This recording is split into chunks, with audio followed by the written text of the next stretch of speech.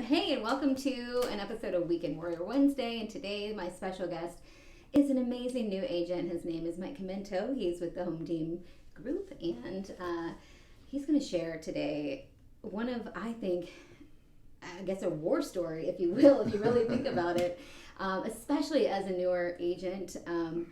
Wow, like you really went the mile for this one, and I thought that it was so impressive. And the way that you handled yourself was so impressive, and what you did for your customer, for your client, as I call them, super duper impressive. So go ahead and introduce yourself, and then we'll talk about that amazing battle that you've won like a champion, like a true champion. Well, thank you. Yeah, it was a challenging deal. Mike Chimento, I'm with the Home Team Group. I am new to real estate, but I've been an entrepreneur for about a decade now, so I'm used to kind of coming across some more difficult situations and try to figure out a way Finding under, solutions. over them, around them, whatever you got to do to get the job done. I love that. So I always say, like, people say, oh, what do you do? Whatever it takes. Dude, that's yes. That's what we do. That's what I'm talking about. That's amazing. So let's just talk about this transaction. And it was a buyer that we referred from the lending side. And honestly, like, just, one of my jobs is finding the right personality types. We have a team, but we also have a network of agents that we work with. And, we definitely try to match, buyers with the agents that we feel would be the best fit for them. And I think this particular gentleman needed the Mike. Yeah. He needed Mike in his life because you were kind of no nonsense. Let's get it done. Do whatever it takes. You're fair. You're very hardworking. But this particular one, the reason that I was like, oh my God, remember when I gave it to you? I'm like, are you sure? I'm like, this is the only thing I have right now. And it honestly, like when I gave it to you initially, I was so like, oh crap, I feel so, I'm like, I figured you would quit like right after that. But you didn't. You not only didn't quit, you like literally killed it. But it was all the things that we're told in this industry, especially in that time. It was, gosh, how long did you work with him? It was from basically August through about October was closing. October, yeah. And so a little while. During like the hellacious market of the end of 2022, where we were told so many things. one, you can't find a house under $200,000.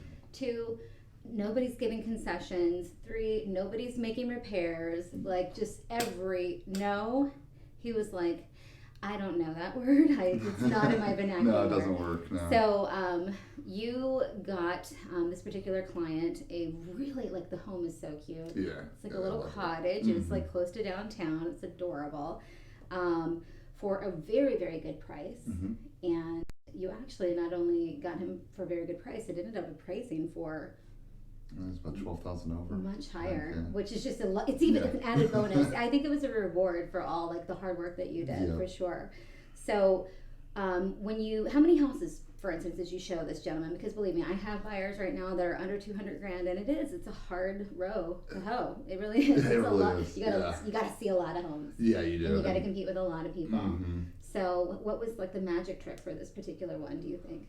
Well, there a lot of the houses that were in that where he wanted to be and in the price range that he wanted had a lot of disrepair. Right. And they needed a lot of updating and things like that. And he wasn't that guy.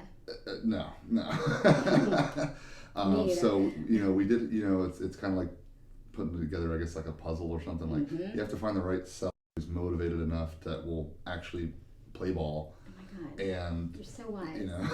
Like I like that's all. You're just finding the right mold for anybody. And so we found the right seller. We did go through a few different offers that fell through. There was a bunch of houses that we went and saw that by the way, this is not a cash buyer. This was an FHA buyer. Somebody putting 3.5% down. Also, in addition to all the things. Yeah. So he had that working against him as well, because the first thing I hear from a lot of the agents is like, oh, they're not going to accept an FHA offer. Yeah. Well, and I don't think they had it on the actual acceptance initial listing. They didn't have FHA on there. But I'm like, well, let's try it anyway. Let's give it a shot. Well, I think that's a valid option, especially when you're broached with like, I am now, limited to this price point in this particular area. He was very picky. Yeah. You're like a unicorn hunter, honestly, or like a needle in a haystack. It's a good quality to have, but you just were like saying, listen, I'm going to think outside the box because I want to sell a house. I want to help a person. I want to do those things. And so that was probably good thinking on your part. Oftentimes, I've found that an agent will not list it as FHA or VA, not because there's anything wrong with the property, but just because they don't think that they want to deal with that. When in reality, honestly, FHA and VA are some of the best loans out there. And if you know, again, it's all about motivation and leverage, and what that particular seller needs and what the buyer can offer. So goody for you for being like, I'm just going to go for it. This has all the right markings of what we need, and I'll see if I can talk them into X, Y, and Z. Yep, pretty much. And so how did you freaking talk them into credit, concessions for closing costs, brand new roof, brand new, like so many things? How in the bejesus did you do that? Do you know how many offers that you had initially, like when you were competing against? Do you know how many people? I know they had multiple offers. He didn't say the exact amount, but I think it was probably at least 2 or 3. Yeah. It was difficult because the house did need a new roof, needed a new AC. So I'm like, it's not going to pass FHA standards right there. So So you kind of had to talk the listing agent into then talking the seller into understanding, especially in that price point, what kind of buyer is going to be. I mean, unless it's another like flipper or something like that, which we don't. I mean, God love them; they're wonderful. We like working with them, but gosh, when it comes to first-time buyers, it's so nice to be able to give them a house that's affordable, or not find them a house that's affordable, negotiate the terms for them. And so you were able to talk that listing agent / was it also a seller? Did he also own the house? No, he did not own the house. He worked the house was owned by an investor who had owned the house for many years and several other properties, and I guess because the market was still, they could see it was starting to go down a little bit, but it was still higher than before, so they wanted to cash out, I think. Yeah, they were like, let's get out before it gets crazy or bad or whatever. And good for you for explaining to them really that, listen, if it's not this buyer, the next buyer, who is more than likely going to be, as a first-time home buyer, an FHA buyer, is going to need these things. And I think that's probably the best advice that we gave. And you were able to, because I didn't tell you how to say it. I'm just like, well, think of it this way. Like, it's got to get a new roof. So talk them into it. And then voila, you did. And it's so rare that we're able to get that goal accomplished with just a go do it, and then you're like, okay. Yeah, pretty much. Well, it's kind of come down to the point with this particular property that, like, you're either going to need somebody who's going to actually live in it, and they're going to need these repairs done regardless, or it's going to be an investor, and they're not going to pay you what you want, knowing they need these repairs. So if you want to work with us, I have a buyer who's serious. They ready, want the house, and able, pre-approved, ready to go. Exactly. Yeah. So I think it's, again, just kind of the right fit after several not right fits. Well, you got to give yourself some credit, Mike, because it really did come down to you relaying and conveying actual factual information about the type of home, the price point of home, the type of buyer that you're going for, and not having the can't do mentality. I had a guidance counselor in elementary school that would always say, can't is a coward who never tried, and I loved that. Ooh, that's a good Can't one. is a coward who never tried. Hopefully she may be watching this. Remember you. Mrs. Satterfield, yes, honestly. But can't is a coward who never tried, and that was definitely never in your vernacular. You were like, I mean, I almost like when we came back with the other repairs and stuff, and I could hear it in your voice a little, this like sort of angst, but you were like, like I could feel you pulling your bootstraps up like through the phone, and you're like, all right, we're just gonna go, like, what do I gotta lose? Right, we're gonna go for it. Pretty much. Meanwhile, if you're a realtor, in these types of transactions, oftentimes you're gonna have like especially when they're a first time buyer, somebody who's super anxious, like 24 hours a day, 7 days a week, never like calling you. They're always, and that's our job and our duty and our privilege to be able to help them through that. So, I mean, I feel like you went to like a master's degree in real estate training for one of your earlier on deals. You've had other deals, but God, that was definitely one of the toughest. So how did you feel going through that? Like, not only did you have to deal with like all of these repairs and all of this like craziness, but then you also had to deal with like a really nervous Nelly. Yeah, I had to talk off the ledge a few times. Yeah. So how did you do that? Like, what was your not that you need to give your secret sauce away, but how, what I know you like personally, like sometimes, and just like me, I can be a hothead sometimes. But how professionally, like what was one of the ways that you helped him to get talked off that ledge? It's just being myself. Like, I'm a very goal-oriented person. Yeah. All of the details don't really matter as long as I get the job done. That's right. And that's kind of what I had to remind this buyer several times. Like, hey, look at what you're going to get. You're going to get a house with a brand new roof. You don't have to worry about that for probably 10 to 15 years. Correct. You're going to get brand new air conditioning. You're going to have a termite bond. You're going to have all these things. They pay your closing costs. They're paying your closing costs. Giving you, get appraised for. Yep. So you're starting out with equity already in the house. Yeah. So like, yes, it's kind of a pain, and it's going to take a little bit more time than we want. So we have to wait for these repairs. And then we had the hurricane hit. In the middle of the middle of the repairs, I'm like, did you guys get the roof done? Also that, jeez Louise, I'm so glad you didn't quit. You've got all the things that it takes to be amazing in this business. I'm trying. You are, I can tell. It's doing well. You're getting there. Yeah, I think, honestly, my lack of having 10 or 15 years of experience kind of helped me with that, because I didn't think like, oh, this is impossible. I'm just like, oh, it's just a tough situation. Let me jump in it and see what we can do. I hope to God you always have that, because I've been doing it for 20 years and I never think it's impossible, because nothing's impossible. I always think like when somebody says it can't be done, and I'm like, well, let me just show you how, or no, but like, yeah, why not? Why not? Well, let's give it a try. Like, I love that. That kind of tenacity is essential for a long-term career, especially as an entrepreneur.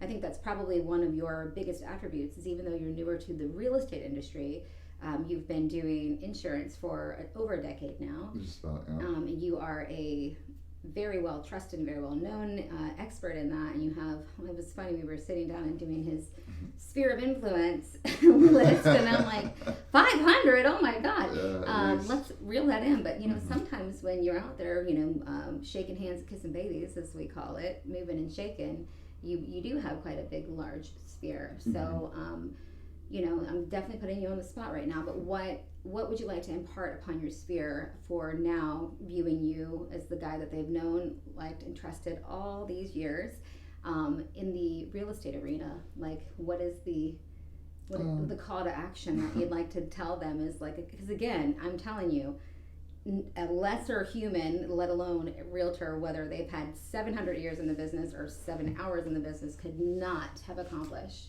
what you accomplished. You did such a phenomenal job. It is amazing. So to me, like, this deal alone is proof in the pudding that you have all the things that it takes to literally have total world domination, but at least real estate domination in our market here. So any words of wisdom that you'd like to impart upon people to start thinking you as their new real estate advisor, the guy that's going to not take no for an answer, the guy that doesn't have the word impossible in his vernacular? In all honesty, it's just, the people that have known me and worked with me for years, they know if there's an issue, you call me. I've always told all my clients for years and years, if you have an issue with whatever, you call me first. Don't call home office. Don't talk to a stranger. You call your agent. That's my job. My job is to represent you and protect you and help you understand this incredible nuance of all the things, hogwash that we have to deal with. So you're still their guy. Yeah, I'm still their guy. I'm going to give you the exact same level of attention and dedication that I did with that, and I'm also going to help keep you focused on hey, this is our eyes objective. On the prize. Yeah, and let's get it done, and whatever it takes. So and do whatever it takes. Think outside the box. Look at some properties that may not have been that loan product, but because you're thinking, wow, I'm literally looking for a needle in a haystack, I'd like to actually find him a house before the end of the year, instead of like, it's a sense of accomplishment. I mean, you actually did do that. In a world where anybody can pretty much look up on Zillow or Realtor.com the houses that are out there, you really do need an expert or somebody that's going to go the extra mile to find something different for you, especially if you're needing some help. And I love that you weren't, I mean, again, you did, not that you were, just like super positive. Like, I'm not super positive all the time, but certainly you were like, yeah, okay, one more hurdle here. It's almost like you were just like, okay, I'm just going to hurdle. I'm going to jump over that. Yeah. I'm going to slide under here. I'm going to just like, swing over this branch. Yeah. I mean, you were literally like the Indiana Jones of, have you ever seen, you're very young. Yeah, I know. You know Indiana Jones? You're much younger than I mean, like, you were the Indiana Jones of Realtor. You like literally kicked it out of the park, knocked it out of the park for this. So I think that that's very much impressive. How many homes do you think that you sell with him? Like, maybe? Sell with him? Yeah. I'm pretty confident I'll be his realtor for life. So. No, but how many did you see with him before you? Oh, gee. Over 20? I don't think it's quite that. Probably because the price point and stuff. Yeah. And, I helped him weed out a lot. Now, remind you too, he was an out-of-town buyer, so I'm dealing with his daughter to actually go see the houses. Oh my God! Working with her schedule and then coordinating with him as well. So that made you did a lot of virtual showings. That too, yeah. Oh A lot of that, and then I'd meet her and we'd walk through the house and do a video call and stuff like that. Yeah. So yeah, it was a lot. So he didn't even get, like, sometimes when you're showing property, the buyer will, and you'll feel it too, you'll be like, wow, this is the house. Like, that does happen. It's not like always happening, but like it does happen. So you didn't even get that little gimme. No. Dang, man, you are a killer. You're a killer. That's amazing. So, but at least under 20, that's not too terrible, actually, considering the price point and whatnot. So. Yeah. And then how was the other agent? I mean, they were representing a seller who was an investor. Did you find them to be combative? Did you find them to be... No, I mean, like, it was great to work with, and then luckily, he had a really good relationship with his seller. And I think that kind of helped, it's just like what helped me deal with my buyer and his set of circumstances was how good of a relationship I had with the lender that we were able to really bounce back and forth with each other. So it was, like I said, it was a good, upstairs. The guys upstairs. Yes. And like literally upstairs, not like God, but also him too. Sure. Yeah. Well, I can remember at the last, because it was a mail away too. Of course it was. And do you remember like the only one thing that I was like, this is crazy. This is the first time we've had a block. Not necessarily, but it's the first time I experienced a block. He did lots of blocks that I didn't get to. Where the title company that the seller chose refused to issue things without like the hard copy physically being back, which can happen, of course.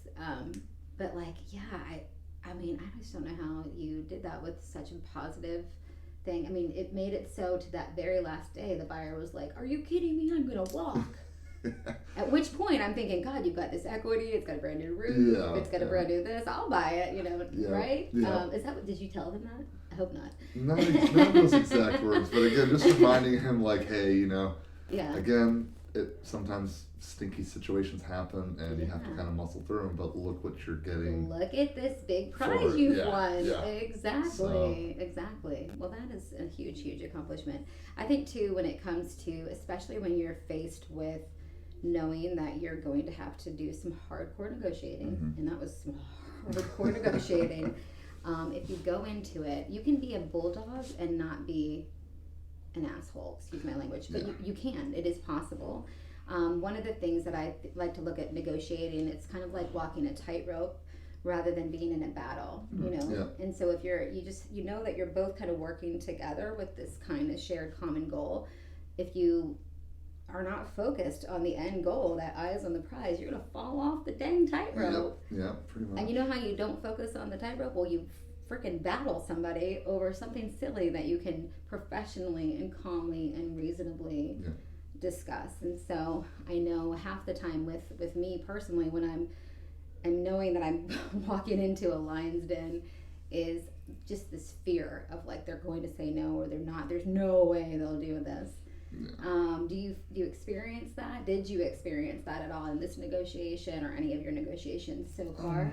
A little bit, because especially when the title situation happened at the very end, the seller, they're wanting to cash out because they're planning on using that money elsewhere from that sale. And they've already bent over backwards and then some. They've been so helpful. They're like, I'm ready to get paid now. And then the buyer, people get frustrated. It's a very personal thing. They're buying it's a an home. emotional thing. So, it was it has challenges as far as like keeping everybody like, hey guys, we all have the same goal. Yeah. So let's put those things aside. Going into that, picking up the phone with that mentality, Mm-hmm. that is a trait that will keep you fat and happy in this business for a long time coming. Because if you know that when you're picking up the phone to make something happen, something come together, it's a much better game plan than I'm going to annihilate this person.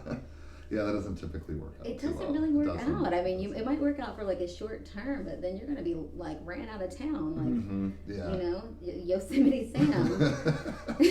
Like, like, no, don't be that person. So very cool. Well, how can the general public get a hold of you, Mr. Realtor Mike Chimento? How can they reach you? What's your number?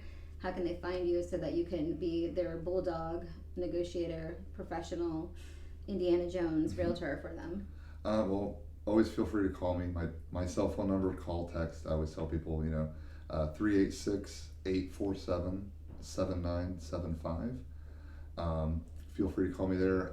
A lot of people know me on Facebook, stuff like that. Mike Chimento, and obviously anybody at the home team group. If you guys know somebody there and you want to talk to me, we'll forward it your way. Give them a call. Yourhometeamgroup.com. We'll put all of his contact information in the caption below. Mike is a tremendous human being, an exceptional agent who has done incredible things in his very short tenure. And I see amazing heights for you in this business, and I'm so thankful that you are with us here at the Home Team. And thank you guys so much for watching, and we'll see you next time on Weekend Warrior Wednesday. Thanks, guys.